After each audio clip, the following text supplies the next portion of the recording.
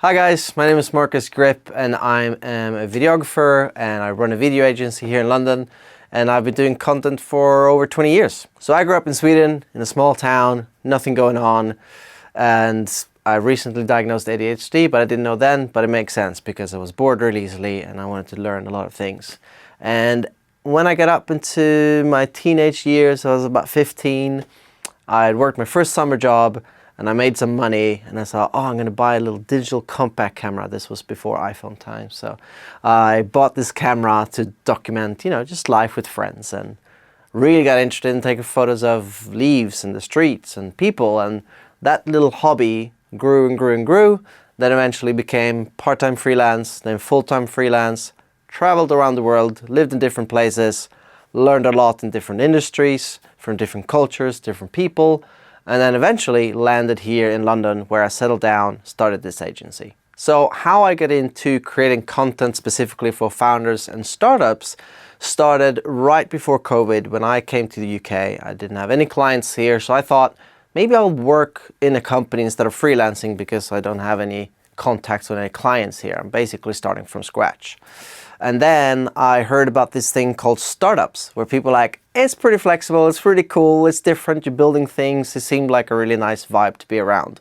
And then I found a startup called Charged Up, which is still run by Hugo Tilmuth, an amazing guy. And we started doing founder-led marketing without really knowing that that's what it was. I became their all-in media guy, and obviously I was like, we need to do videos, we need to do a vlog. So we did a weekly vlog and it was really fun and it was really successful. Now you might find it somewhere if you go through the LinkedIn far down enough in the history and think, oh, you didn't have that much engagement, or it wasn't like a big viral hit. And that's the best thing about content, is it doesn't have to be a viral hit in order to be successful. Because what happened is, one, the investors got a weekly update without actually having to ask or get an email. They could see what was going on. And also it was really great for talent. So talent saw the vibe, they saw what we were building, and pretty much in every interview after we started the vlog was like, yeah, I saw the vlog, I thought it was an amazing place, I want to be here. So while content can do a lot of things for sales and making money, there's all these extra things that you also get on top of it. And it all depends on how you do it and what type of business you are. But that's how we got really into creating content and saw the power of that for startups. And then COVID happened, they had to let me go, but we stayed in touch. Hugo and I worked really well together. And then a few years later, after traveling some time, I came back to UK, and then we met up, we did some videos, and then he said, and it's the same time as I was thinking, why don't you do a video agency? Why don't you work and build this bigger thing? I was like, I actually wanted to do that. So that's what we did. And now we have run this agency for a year now. And it's been a hell of a fun journey because I've been involved with so many startups and founders already. And I see the struggles and the ups and downs, just like myself, of course, as a founder. And now I've really started to see the power of this specifically for founders and startups. Enough of the history lesson. Now let's dive into what I'm actually going to teach you. And the first thing we're going to talk about is the why. Why is this important and why should you care? There are many reasons why this is important and why you should care. And we're going to start off with one of my favorite things, which when people say, build it and they will come, I think is absolute fucking bullshit. Because you can build the most beautiful place, but if no one knows about it, or the beautiful product, but you never talk about it, you never share it to anyone, who's going to find it? No one's going to randomly just look it up and then find it. Especially also because you have SEO things. Well, you got to make sure that you rank high on searches. So even if people just randomly search for X software for this problem, you're probably not going to show up because you're not doing any marketing. And content is a big part of marketing now. Everyone has a screen, everyone's on social media, everyone's on a platform. Whether you like it or not, that is where it is. Before it was radio back in the day. That's how you reach people. Then it was TV. And then internet came and it changed everything. Then it was SEO, then it was email, now it's social media. In the future it might be VR and you're going to be in this other world where you have to do something. So where the attention goes changes. But the fact that we have to market and promote our thing never changes. That's always a thing. I hope we all can agree that it is a very powerful tool, and we know that it's important because that's where all the attention is, okay? And a few examples, you see companies like Wi-Fi or Surreal, the cereal company. You see Cole Buxton and Primetime Beers. All these companies have done really well because they have consistently producing content.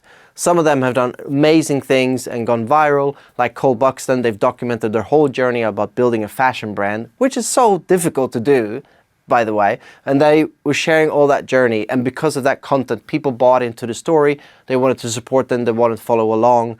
And that grew really, really well. And they're massive now, both in terms of the business, but also in terms of the content and the popularity they get from that. And of course, you have to have a good product. If their clothing were shit, they looked shit, no one cared, it wouldn't help. But having content and focus really heavy on that to promote it will be like putting gasoline on fire, right? But you still need, obviously, to have a little bit of fire, which is your product. So first of all, create a great product, but then amplifying it immensely by doing content. And then you have companies like Wi-Fi, who got 7 figures in revenue in 7 months, all on the back of LinkedIn. They did no outreach, they did all the content about them, and they were talking about different things. The industry, they were talking about the wine, they were talking about their product, they were talking about the problem and the solution. Different content, but it was a lot of videos. We created a lot of them, but also they did their own. They also did photos and posts, all on LinkedIn, and that took off crazy. And of course, you also have people like Lara Costa, who she is the company, she is the brand, and she sells her services and her courses. And she's done immensely well as well. And she talks, obviously, she teaches about content, but in order to actually become famous and popular and have all this attention, she did content. She didn't start just teaching about content. She succeeded in creating content and knowing how to do it well. And then she realized, oh, actually, I should teach people about this. So she did it the right way, where she built up her brand and then realized, oh, I can help people do it now because I've done it. So you have all these people and all these companies doing content, and they all have different ways of doing it, different styles, but they all work. And a final example is Primetime Beers, where you see, if you go to their Instagram or something, you'll see like, oh, again, an engagement is all right. It's not crazy, nothing going viral. Some posts are sticking out more than others, but they are consistent and they keep showing up. They keep telling a story. They're doing a lot of amazing things in all different ways in marketing, and content is a big part of that. And that's why we have to get away from this, oh, unless it goes viral and unless we have 1,000 likes on the post, especially in the beginning, then it's not worth it. That doesn't matter. So many of my friends have made sales for 5, 10, 20K offers from a post that was just like 5 likes or whatever, because they created the right type of content for the right type of people speaking that message. And it's usually also not that one piece of content that is the reason why people bought. It's the 15 posts that they saw beforehand that made them get to see you, like you, know you, and trust you. And then eventually, after all those posts and building all that trust, they were like, hey, I should reach out. I kind of like this guy. I want to work with him. Okay, so now we've talked a lot about the why. We understand why it's important, and I've had some good examples to prove the point. Now we're going to move into what. So what is good content, and what should you create? Now, there's a lot of answers to this, and there's a lot of ways to do it, so there's not just one answer that's correct. But the way I like to look at it is there are really 3 elements to creating good content, which is value, authenticity, and execution. And it's the execution part that we help our clients with. So that is the cameras, the light, the studio, the environment, but also the creative directions and the strategy and the experience that we have of creating content. So you have the value because you have your experience in your industry, and you have the authenticity because all you got to do is be yourself. And sometimes that can feel a bit strange with cameras, and that's why we're also there to guide you and help you with that. But once you've had a little bit of training, a little bit of experience, it's quite easy to just be yourself and present in the way you would do in front of friends or in front of a potential client, how you would present on a call or in person. That's how you should be when you create your content. Because if you feel authentic and real and just being yourself, then people will trust you. If you try to be too perfect, or you're putting on this persona that's not you, people's bullshit radar is really good nowadays. They're going to tell that miles away. So with those two things is what you're going to bring. And then we bring the expertise of making you look great, making you sound great, guiding you in terms of saying things in a different way, but still being you in order to deliver it perfectly. And then of course is the editing, the animation, everything to just create a perfect video or a post or a photo, whatever it is for the content is that combination of you and us as a team. Or if you do it yourself, that's absolutely fine as well. But you need the execution part. So you need the skills and the experience to do it.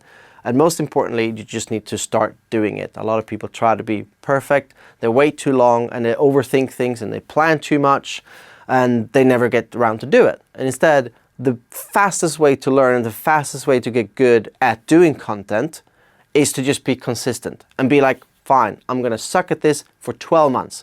I'm not even going to care about any of the results, any engagement, nothing. If no one ever sees it, that's fine because this is my learning curve. This is my practice. But it's like you can't read about push-ups. You got to actually do the push-ups in order to build muscle and get fit. Same thing is for content. The faster you get into just pushing out content and do it, the better you're going to get. I've read thousands of books, I watched thousands of courses and YouTube videos, and guess what? Execution always taught me 10 times faster. So what are the different types of content you can do, right? You can decide to do a vlog and document behind the scenes if that fits your brand or your business. It's all about like, who are you and what's your business? And I always recommend creating content from a personal brand. So if you're the founder, you should create content as that founder. If you're co-founders, you can obviously both post the content, but it shouldn't come from the brand page because honestly, people just don't care about brands and pages the same way they do about people. The classic saying is people buy from people, and that same thing is for content. People want to watch things from people. You can still make it about the company. Like I vlog my journey of building the journey, my agency, but it's still through my lens and also like my personal things. And you follow me around. But you still see what I'm doing with the business, and the same thing is for you. If you're a beer brand, you can document you going to the brewery and looking on things that you can, when you work with a brand agency, maybe how you design the actual bottle or the can, you can document all those things. But then you can do other types of content like sitting in a studio and creating short form, where you talk about the industry, your 2 cents on things, your opinions and your thoughts about the industry that you're in. And then you can also talk about the problems and then talk about solutions. Like for example, what I do here, I talk about the problem that people struggle to do content, and I talk then about why it's important and how the solution of how you should do it. And then also you can talk about how you are creating that solution. So for some content, you just talk generally about this is my advice, here's my top 5 tips, you should do this. But also if you're tired of doing that and you don't have the energy, come work with us. We'll help you do all that. That's also fine. That's how you can like kind of indirectly sell. You like, here's the value, here's the tips and tricks. But if you actually just want someone to do it for you, we do that and we have excellent experience. We do it all the time. So you can look at things like storytelling, the vlogging, you can share your opinions and thoughts, and you can give tips and tricks on the problems and then the solutions to those things. And the best part is you probably sit on a gold mine of content that you're just not aware of. You might have internal comms, or you might have a lot of documents or articles that you've written or someone else in the team has written that you can just recycle and create in a video format, or you write it as text format and add a photo when you post it on social media, for example. And there might even be certain meetings that you have with your team that you can also film, almost maybe like a podcast session. And from there might be snippets and really valuable things that you talk about that show how experienced your team is, that you can actually share on social in public, that people get an insight of seeing how, the clever things that you think about when you're sitting down and working together. And finally, you have case studies and client testimonials. So with case studies, of course, you can present things that you've done and created and the results that you gave to the clients. But even more powerful is obviously for people to hear it from other people, because of course you're going to present the best stuff about yourself. But if they hear other people talk about it, that's even more powerful. So having clients, and especially having them in person if possible, if you can take them into your office and film, or if you can do it in a studio, that's really powerful. And again, video, this is why I love video, because you can hear how they talk about it. You can see if they're passionate and really excited about all the amazing results that they got, versus just a written text. And again, because then it's like, well, anyone could have written that text. How do I know it's the actual client? But if you see the client in person being filmed, you have a much higher trust value on that. So bringing them in and talk about the success stories that they've had thanks to you is really powerful. If you can't bring them in, then that's fine. You can still do it over Zoom. But again, that comes with this like quality sound, quality video, just make you look more premium, like you look more professional. Therefore, a higher value is put on you and more trust is put on you. And what's really powerful is that you can share your story, both the company story, but also your personal story. You know, where did you start? How did you end up starting this business? What have you been through so far? There's a lot of things that we just take for granted. They were like, oh, well, I just travel around the world and created videos. And people are like, no, there's a lot more to that. Build my brand to get more business. If people know like, wow, he lived around the world and he worked with all these different brands like Nike, for example, and then he's lived in different places. And actually that's really powerful because I can then use that to build trust and show my expertise and my experience. You know, there's not everyone has traveled around the world, and that takes a lot of flexibility and like thinking on your feet and work with different brands. Like that shows that I have a really strong breadth of experience that I can bring to the table. So that is actually important that I share that story, that I have worked with different brands in different countries around the world, that I have lived in different countries, and I've worked in different industries. I'm not just, you know, the tech videographer, or I'm the wedding videographer, or I'm the travel videographer. It's like, no, I've worked in all these different aspects. That's why I understand every business so well. So no matter what type of business you are, I can look after you as a client. But without me sharing that story, people don't know that I've been through that, and they can trust me with that expertise. All right, so now we're going from the what, now we're gonna move into the how. So how do you actually create this content? Again, there's many ways to do it. You can work with a company like ours and come into the studio, or we can come to yours. But you can also just start with your phone. Like you literally, this thing is so powerful. So powerful that actually like I film 95% of my vlogs on this thing. The only footage you see with these cameras is usually the stuff I do for the clients, because obviously we want to make it extra premium, we want to look amazing. And for different content requires different equipment and gear. Like sometimes actually a phone video is more powerful than a professional camera. It all depends, again, what's your brand, what's the style, how do you want to tell that story? Like if you go on TikTok and you film it super slick, 4K, depth of field, expensive lenses, people almost be like, oh, it's an ad, so I'm just gonna skip. Like, and then you see, well, unless it's like an animal photographer, because you can see like, oh, it's so beautiful, but they capture nature and it's clear that like, okay, we're here to enjoy this beautiful cinematography of nature. But you see all these Nike ads and like, while they're great and epic and all, you can clearly feel like it's an ad, right? Instantly, like car commercials, half a second, like, oh, it's an ad. You see on the style they create. So it's not always a good thing to use professional gear. I think this point is not as important to startups and founders, because they're not a big car brand, or they're not Nike, right? But also with that in mind, they don't necessarily have the budget all the time. Some do, and it's great. Like the more you invest, the more you're gonna get out. Like anything, the ROI is gonna be bigger. But sometimes you have to start small. You're on a small budget. Maybe you haven't got your investment yet. So then it's like, well, you do have this one. And it doesn't even have to be the most brand new one. But this thing can create amazing videos and photos, and that's all you need. And then, because this is where it really comes into like, what is the value that you provide? What is the story that you're telling? Because I'm sure you've seen thousands of videos going viral on TikTok, on Instagram, or even on LinkedIn. And the video is suboptimal quality. But it's because the storytelling is so strong, and it has a point, or they provide a lot of value. You see Alex Hormozy, for example, I'm gonna put this down now. You see Alex Hormozy, he's doing all these YouTube videos. He's just in a studio with a whiteboard and presenting. Nothing fancy. Even when he started out, it was like some webcam in his own house. It didn't look great. But what he did do was provide value. So he was giving a lot of information and presenting things that people actually found valuable, interesting, and actionable as well. And that's the important part of like, if you can just start, tell your story, document things, think about like, what do my clients care about? What can I share? But but also like what might they not necessarily care about, well, what I think is a powerful story to share. Because sometimes we get stuck too much in like, oh, we only have to talk about the problems our clients have because we want to sell them. And yes, I understand that, but you also should be a person, right? Because you have your friends, you know, think about your best friends.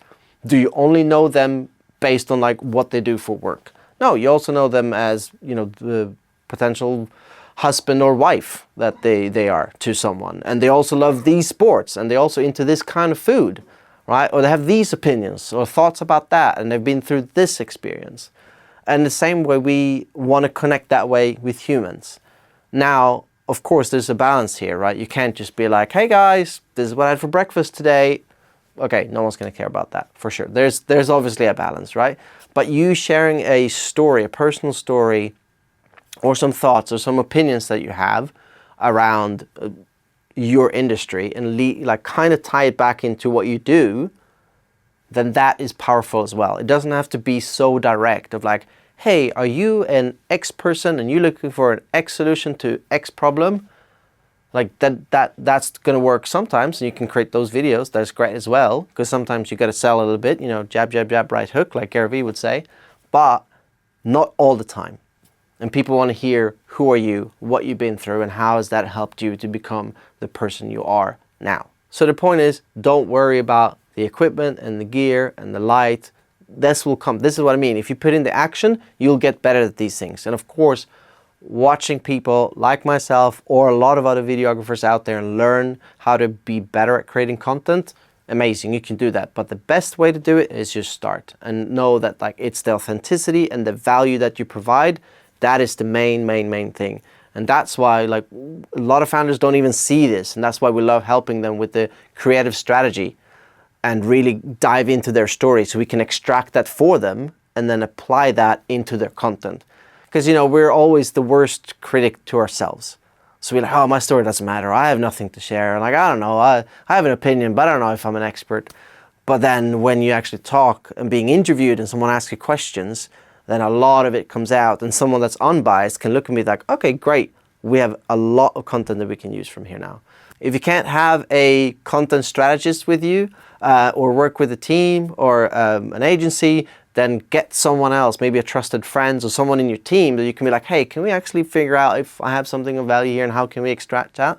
And just try to get someone who's unbiased and can be really honest and help you with that. Because everyone has a story and you can really sell through storytelling. Okay, now let's jump into the ROI of content, which I'm sure you already kind of got a little taste for with all the stuff we talked about so far. So there's actually kind of 2 points here, which is the ROI of doing it and the non-ROI of not doing it. Because if all your competitors are going to do it, well, they're going to get more attention, they're going to get more reach, they're going to get more sales calls, they're going to take business from you. So it's also about this kind of not be left behind thing, which I don't like to be negative, but it's also one of those things like, hey, when the TV came and you were stuck in radio, then that was a problem. And when the internet came and you were stuck on TV, like that's going to be a problem, right? So you got to move to where the attention is, and you're going to be where everyone else is there competing. So that's the first part of that. But the positive ROI is that you are building a brand, both a personal brand, but also for the business. And that is something you need to look at in a long-term way, right?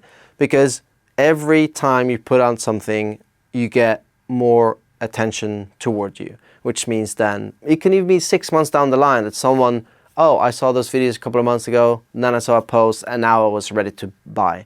So every post is an at-bat for you to have a chance of being seen by someone who wants to work with you. But also, the things that some founders don't realize is that you might not going to do this business forever.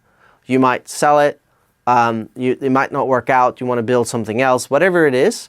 If you then build a personal brand that actually has attention and you've built some traction from that because you've done really good of creating content for the last 2 years, guess what? Building that next business is going to be hell of a lot easier.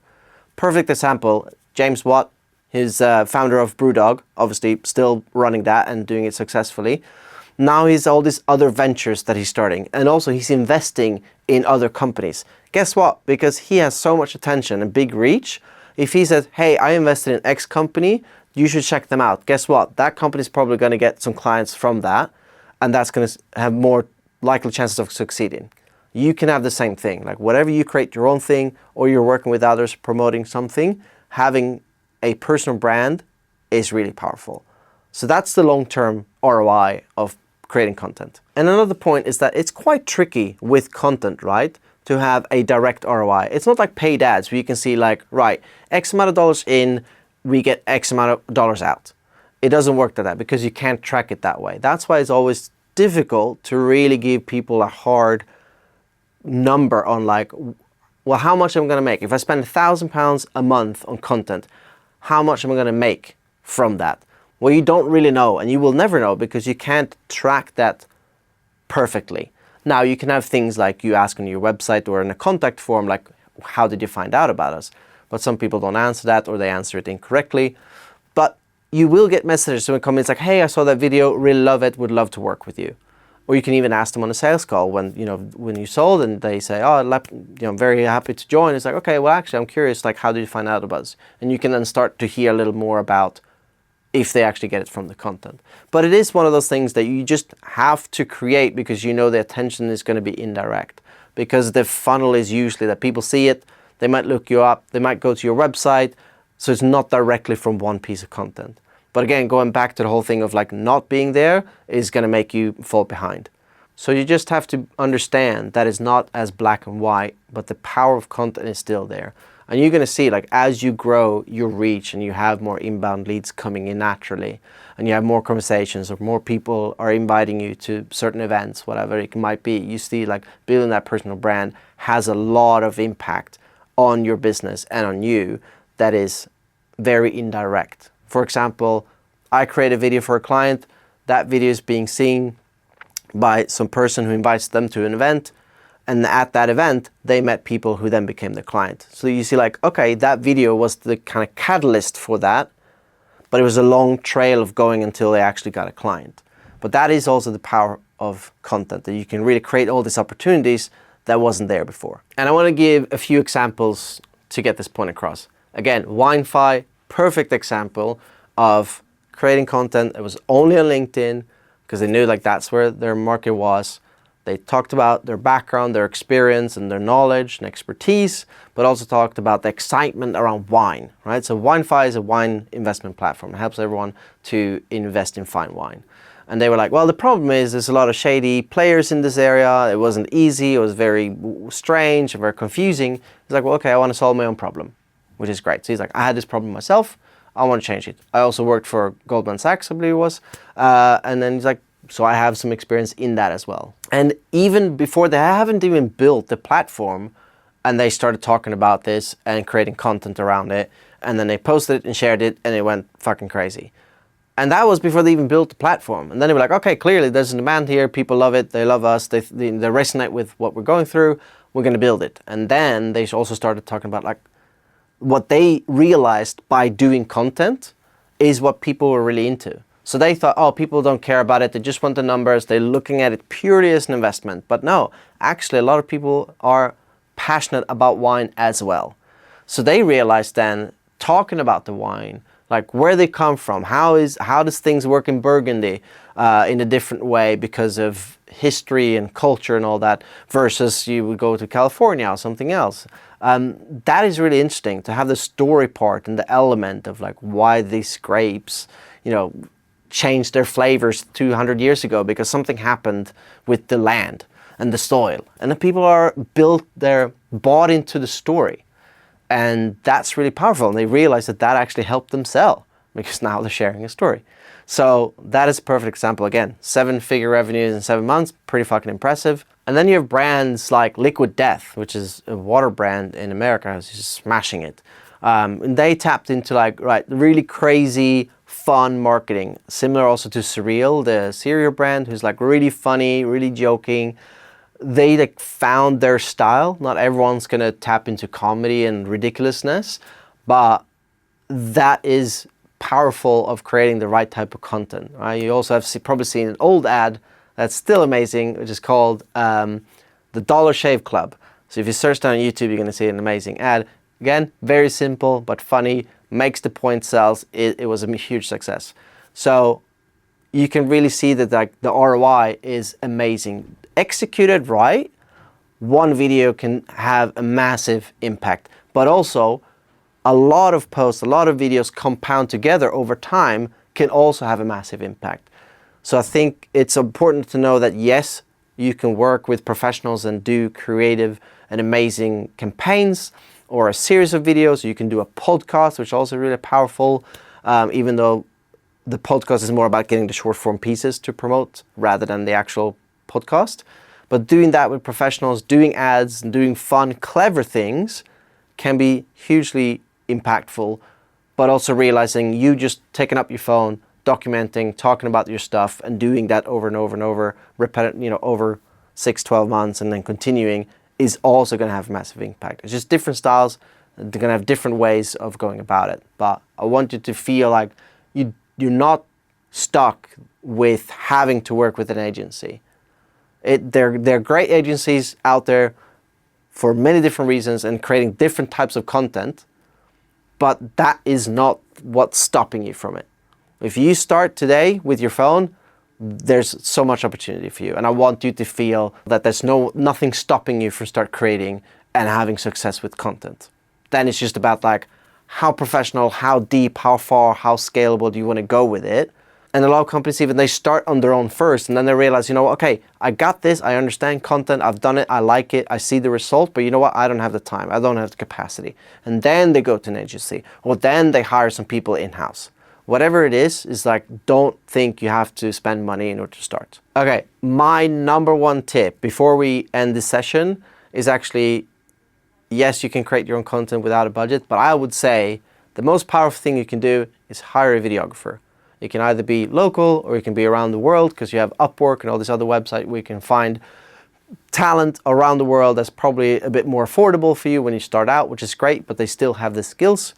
That is the most powerful thing you can do, because editing takes a lot of time and it's the editing that really creates the magic. And again, you don't have to create edit.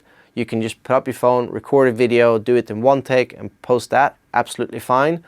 But a lot of power is in the edit and doing edit well, because then you can add the music and the captions and effects and everything just to really get your point across in a much stronger, more engaging way.